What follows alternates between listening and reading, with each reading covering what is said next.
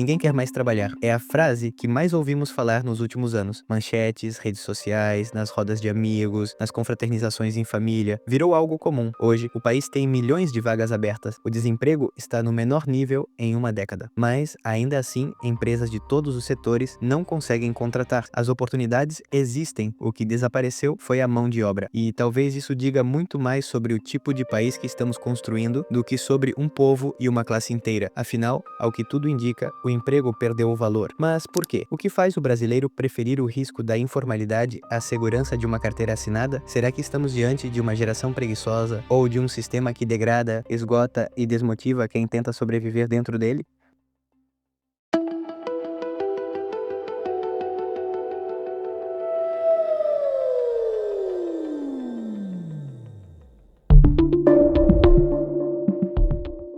Houve um tempo em que o primeiro emprego de carteira assinada era quase que um ritual de passagem, mas hoje o Brasil vive um paradoxo. O jovem que precisava daquele salário mínimo para dar seus primeiros passos e tomar umas nos finais de semana é o mesmo que hoje consegue tudo isso, sem precisar de emprego. Nos anos 90 e 2000, o jovem de 16, 17 anos sonhava com a primeira assinatura na carteira. Era o símbolo de amadurecimento, independência e respeito. O trabalho formal significava estabilidade, um salário fixo, direitos garantidos, 13º, férias e a promessa de um futuro. Na época, o país tinha um mercado em expansão. O crescimento econômico médio entre 2004 e 2010 foi de 4,5% ao ano e o salário mínimo teve aumento real de 70% em uma década. O consumo crescia, o crédito era fácil e o emprego CLT era sinônimo de dignidade. O primeiro emprego dava acesso a algo que parecia o começo da vida adulta. Era um ingresso para a sociedade, um mundo onde esforço e disciplina ainda pareciam suficientes para construir algo, mas isso começou a mudar. O emprego deixou de ser um marco de ascensão e passou a ser um lembrete constante de que o esforço nem sempre vale a pena. Resultado disso? O desemprego está em 7,6%, o menor em uma década, mas nunca foi tão difícil encontrar alguém disposto a aceitar as vagas disponíveis. Segundo o IBGE, são mais de 10 milhões de postos formais abertos nos últimos anos, mas a maioria paga até 2 salários mínimos. O tempo médio de permanência em um emprego é de apenas 17 meses e a rotatividade é uma das maiores do mundo. No setor supermercadista, por exemplo, há mais de 30 mil vagas abertas apenas em São Paulo, mas o número de desistências ultrapassa 50% ao ano. O funcionário entra como caixa e, em poucos meses, vira repositor, empacotador, carregador de caminhão, sem aumento, sem perspectiva e com a mesma carga horária de sempre. É o emprego com crachá e sem futuro. Promete estabilidade e entrega esgotamento. E não é só no varejo. A construção civil sofre com falta de mão de obra, a indústria com evasão e o comércio com a fuga dos mais jovens. Segundo um levantamento da Confederação Nacional do Comércio, 8 das 10 funções com maior carência de trabalhadores são de baixa remuneração e alta exigência física. Os empresários dizem que falta vontade, mas os números mostram outra coisa: falta motivação, porque quem entra percebe rápido que não vale a pena ficar. Em um país onde a cesta básica passa dos R$ 770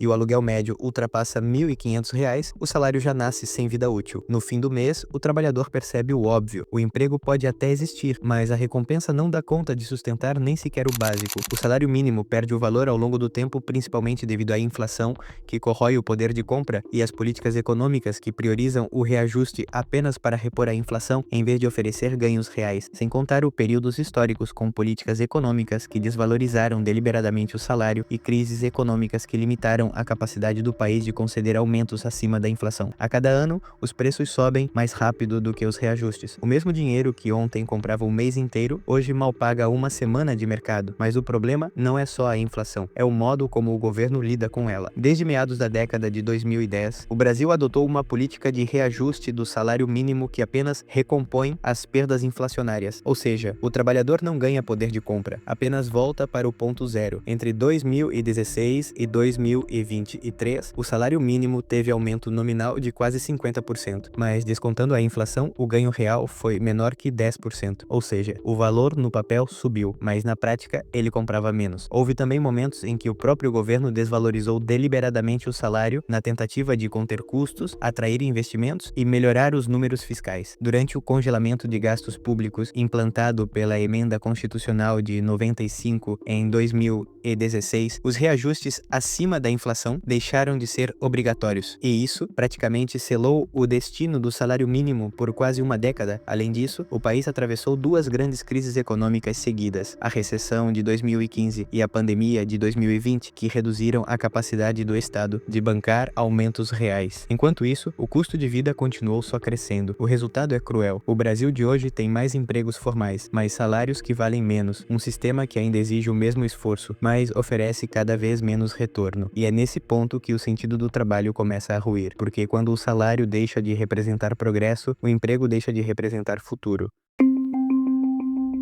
De acordo com a OCDE, o Brasil tem 25% dos jovens entre 18 e 24 anos fora da escola e do mercado de trabalho, o dobro da média mundial. É uma geração que não é preguiçosa, é desanimada. Desde os anos 90, o salário mínimo corrigido pela inflação perdeu quase 30% do poder de compra. Trabalha-se demais, ganha-se pouco e quase ninguém é promovido. A rotina é exaustiva. Escala 6 por 1, 10 horas em pé, sem ar-condicionado, lidando com clientes o dia todo. E quando o rolerite chega, a pergunta é sempre a mesma: quem eu pago esse mês? O trabalho formal perdeu o apelo. O que antes era símbolo de dignidade, hoje soa como prisão.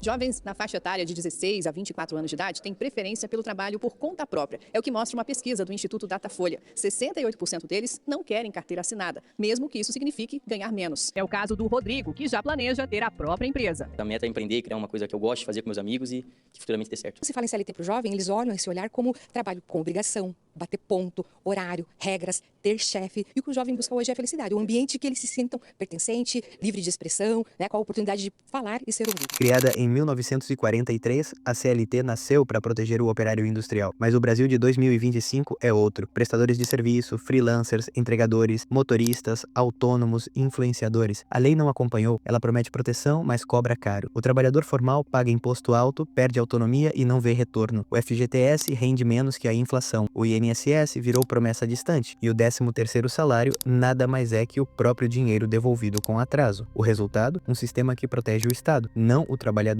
Diante disso, milhões de brasileiros abandonaram a engrenagem, trocaram o crachá pelo aplicativo, a carteira assinada pelo CNPJ. Segundo o IBGE, já são mais de 40 milhões de trabalhadores informais. O Sebrae aponta 15 milhões de mês, número que cresce 30% desde a pandemia. Tem uma mudança também na expectativa do trabalhador, do jovem trabalhador. Há uma tendência, todos eles querem ser empreendedores. É isso. Eles estão rejeitando a carteira, estão rejeitando aquele trabalho tradicional. Ele é bem claro, assim, bem visível nos jovens. Os jovens detestam a CLT. O jovem não quer saber de CLT, quer ser empreendedor, trabalhar por conta própria, não gosta de horário, não gosta de chefe, não gosta de relógio de ponto, não gosta de meta de empresa, não gosta de nada. Eu quero fazer minha vida, eu me realizo melhor. É um horizonte que eu acho que vai poder dar um futuro muito melhor para mim do que ficar empregado. Empregado era coisa para o meu pai, para o meu avô. Eu sou jovem, não quero saber disso aí.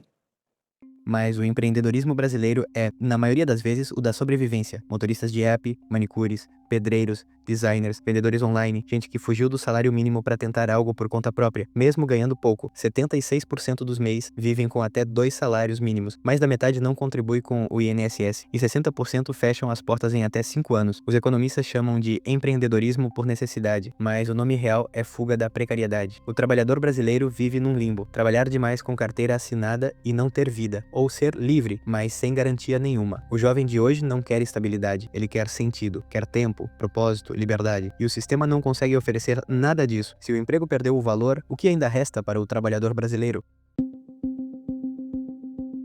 O futuro do trabalho no Brasil não será sobre escolher entre CLT ou informalidade. Será sobre reinventar a forma de se relacionar com o próprio tempo. O país precisa admitir, trabalhamos muito, mas vivemos mal. De acordo com a Organização Internacional do Trabalho, o brasileiro trabalha em média 41 horas por semana, que é quase o dobro da média de países da Europa. E ainda assim, o rendimento real é um dos menores da América Latina. Somos o país mais ansioso do mundo, segundo a OMS. E os afastamentos por burnout cresceram 46% desde 2020. O trabalho, que deveria ser sinônimo de dignidade, virou gatilho. Por isso, a solução não está em apenas motivar o trabalhador, está em repensar todo o nosso modelo de trabalho. A economia precisa parar de tratar o ser humano como custo, e o trabalhador precisa deixar de aceitar o mínimo como destino. Novas formas de renda, educação acessível, políticas que estimulem autonomia e inovação, é isso que reconstrói um mercado. Enquanto o Brasil insistir em proteger um sistema da década de 40, continuará perdendo gerações inteiras para o desalento, porque o jovem de hoje entendeu algo que o país ainda não. trabalhar é necessário, mas trabalhar do jeito antigo não faz mais o menor sentido. O brasileiro ainda quer trabalhador, pelo menos na sua grande maioria, sim. O que ninguém quer mais é viver dessa maneira, sendo tratado como crianças pelo governo. E antes de terminar esse vídeo, se eu puder te dar um conselho, caso você consiga, tenha 2 ou até 3 rendas. Hoje em dia não tem como viver apenas com uma. Se conseguir um emprego médio na CLT e sobrar tempo para ganhar dinheiro no informal, faça. Se você bate ponto e sobra tempo para estudar para concurso, estude. Se sobra tempo para criar conteúdo na internet, crie. É o que estou fazendo. Com toda certeza não é fácil conquistar renda na internet, mas decidi investir o tempo que me sobra. Não custa tentar, não é mesmo? Bom, se você chegou até aqui, muito obrigado. Não se esqueça de se inscrever no canal, curtir e comentar nesse vídeo. Até a próxima!